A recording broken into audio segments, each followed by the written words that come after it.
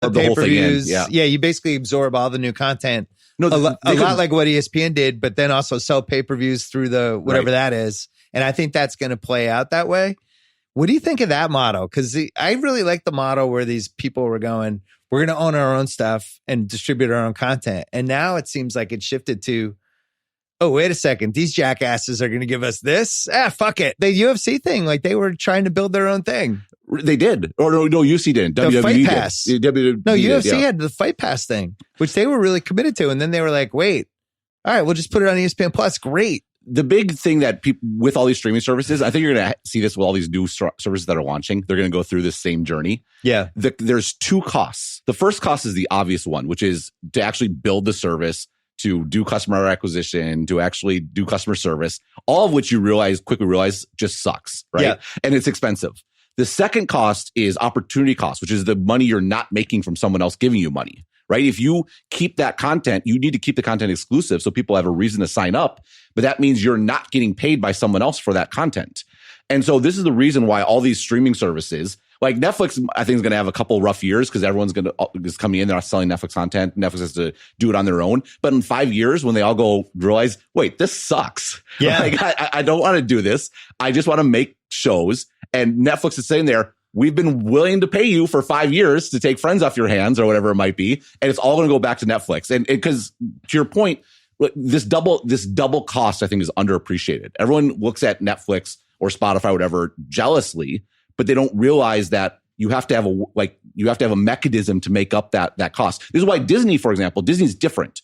Disney doesn't just, have the great content to start out with. They don't need to acquire a lot of outside content, but also they get people to go to theme parks and they can get all their email addresses and all their data. Like Disney has billions of fans around the world that they don't know nothing about. They reported 25 million new subscribers. Those are 25 million new people they can contact directly and get them to buy toys and go to movies and special sneak previews, go to theme parks, go on cruises. They have so many ways to pay off that double cost that it's worth it to them.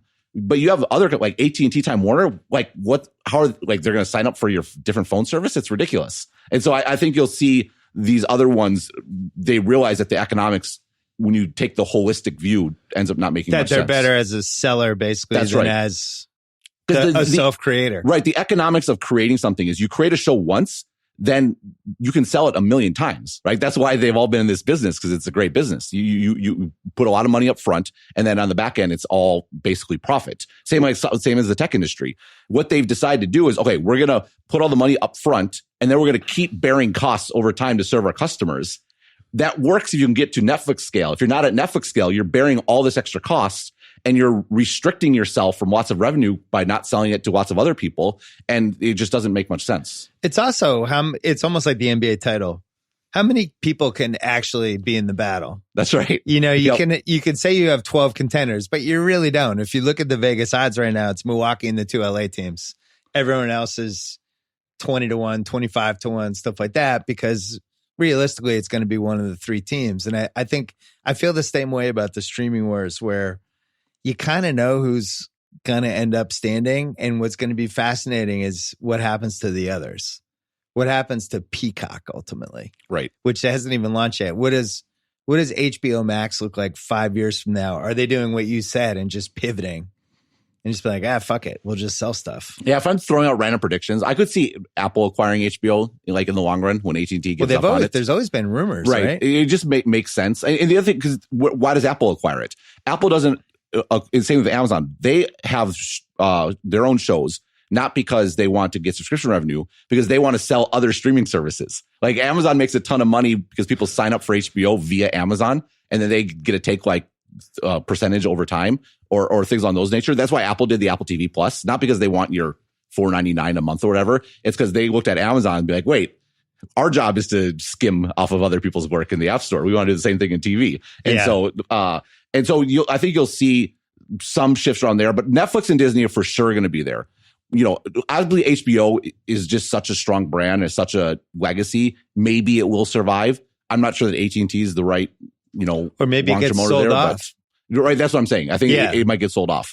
All the other ones, it's hard to see them in the long run. At some point, the idea of, wait, we can just sell our content to lots of people and that actually makes more sense. So we don't have to bear all these extra costs. I think we'll end up breaking through. I feel like Fox, there was some world in which they could have really competed, and they just said screw it, and they merged with Disney and created this. Well, but superpower. remember, Fox split though, because the other thing that's attractive is like live stuff's still attractive. So Fox kept the sports part. Murdoch kept the sports parts. He kept Fox News, which is the most profitable cable channel is ESPN. But the I'm saying all Fox that News. Stuff together could have been its own maybe, but powerhouse. But the problem is what, like, you need a reason. What's the payoff for it? Disney, the payoff is we get all this customer information. We get to tie it into the Disney machine. Here, right? Because you're competing with Netflix, where Netflix has 100 million, 120 million subscribers, which means every dollar Netflix spends on content, they can spread out over 120 million subscribers. So their economic advantage over everyone is permanent and structural. Like, so you're competing against that. So you have to decide, I could sell to Netflix and their 120 million subscribers, or I could keep it for myself and my 5 million subscribers. Like, you have to have a really compelling economic reason in the long run for that second option to make more sense. Did you notice the Netflix stock, which usually it usually peaks around 380, and then sometimes it'll dip to 280 depending on how people feel about the stuff. Now it is circled back. It seemed like people were afraid of Disney Plus for Netflix, and now people are like, oh, Netflix is awesome again. And yet you always hear different takes on like how solid they are, how much smoke and mirrors is it, how much money are they burning through at some point, what's the end game for that when you're just spending, and the counter would always be, which we've talked about on this pod, well, they can always raise subscription prices if they're ever in a bind. What do the next 5 years of their company look like? Because my guess would be they're going to merge or buy somebody to become even bigger. I don't know. I don't think they're going to do that. I think they're going to keep doing what they're doing. Like so what has happened in Netflix, so everyone is aware that Netflix shifted from, so obviously they started DVDs and they shifted to streaming. Then the next shift everyone has in their mind is they went from streaming other people's content to streaming their own content. Yeah. And that's actually, I think, too simplistic of an understanding, because what's happened is what it means to be Netflix content has changed over time. When they started, the first one was House of Cards, right? They actually House of Cards was produced by someone else. Yeah. I think it was Sony, but I'm not sure. They only had rights to the House of Cards in the US. So the House of Cards showed on cable TV in Taiwan. Like, I think that's where I actually saw it, right? And so it was a traditional model where someone else built the content, Netflix bought it, and then they also sold the content to Taiwan or to Europe or wherever it might be, or the European country. And so that was that model. And it slowly shifted to that. Then Netflix started buying the worldwide rights so they could do it to all their customers. What's happened in the last two and a half years is Netflix shifted to doing the entire thing. Yeah, they produce all the content, and that fundamentally changes. They also buy the creators out, and they're just we're owning this from day one. And so that changes how they pay, though, because it used to be they would pay as the show was delivered. So that meant their total expenditure was maybe more, but it was spread out over time. If you shift to the vast majority of your content is going to be, we're doing it all, that means your upfront costs are pulled way forward. And so they're paying much more upfront for these shows. And that's why these 2 or 3 years, their negative cash flow has been astronomical, because they're in the middle of this fundamental shift of how they're paying for content.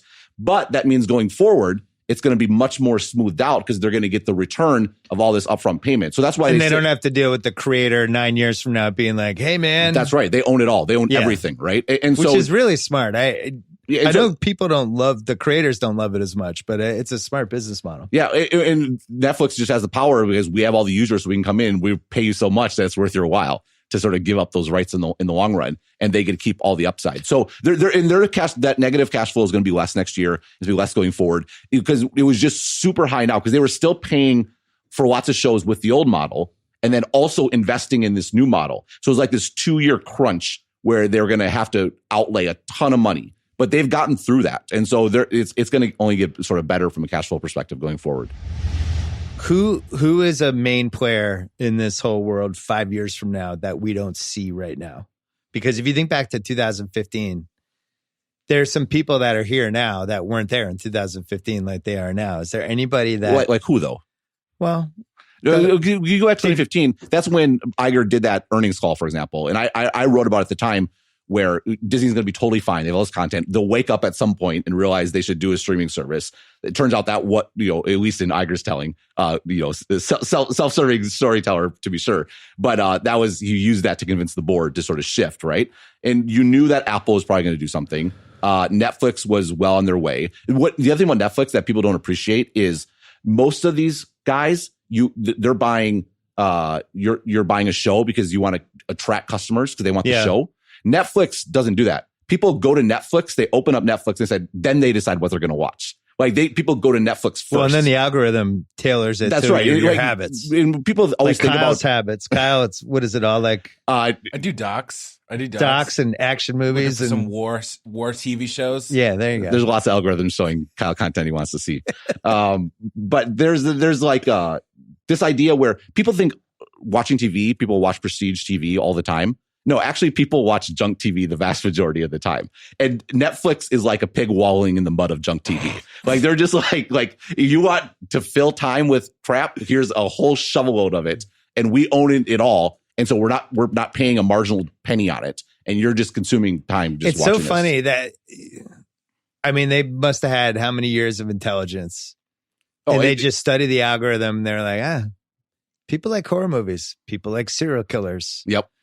People like action movies. Whatever, yeah, they like crime procedurals. They like we can't find this person who did this crime, and now 20 years later we found him, and they just keep doing it. Yep.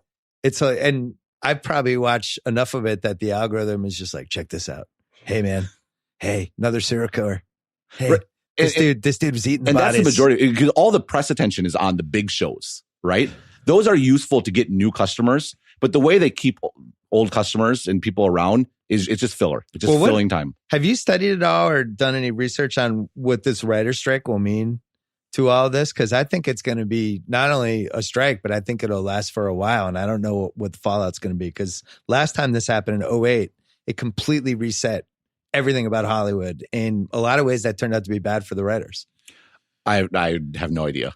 Yeah, I think it's going to be a thing. And I don't really understand how it's going to play out either. If people aren't making new content, the libraries of the content you have becomes even more valuable if there's no shows. You know what I mean? So Netflix that'd be a good thing for them because they just have just gargantuan because they have this loads war chest. Yeah. And maybe people go back. I don't know what it means for network TV, all that stuff. Since be good for sports. Audio is something you become fascinated by. For sure. I mean, it's super interesting.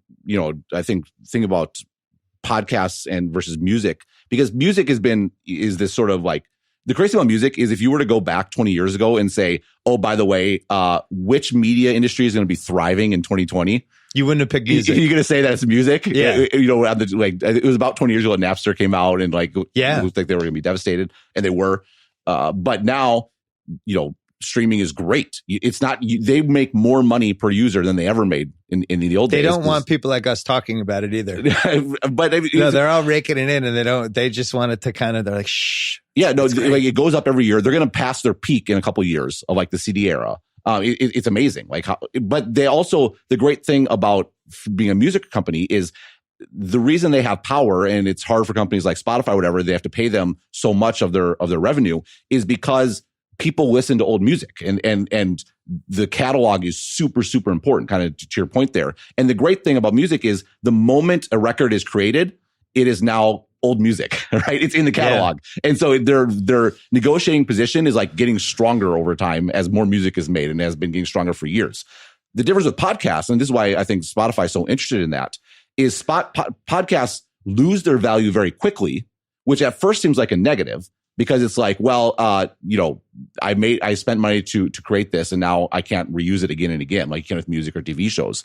But it turns out people only want to listen to new content with podcasts. Like no one's going back to listen to like old BS shows, right? They want to hear the new show, and so that's really great for Spotify, because that means if they get used to listening to podcasts in the Spotify app, they'll keep using the Spotify app. If they want to listen to music, they'll be in the Spotify app. Eventually, say these commercials are annoying and they'll pay to get rid of them. And now they're locked in, and it's just a habit. And so podcasts are very good at creating habits which is super beneficial for a subscription business. I think about this with what I do, right? I try to send out an email every day and make sure it arrives in the morning, because I hear from people, they read it every day over coffee, or they read it on the subway every day. Like, that habit is a super powerful part of subscriptions.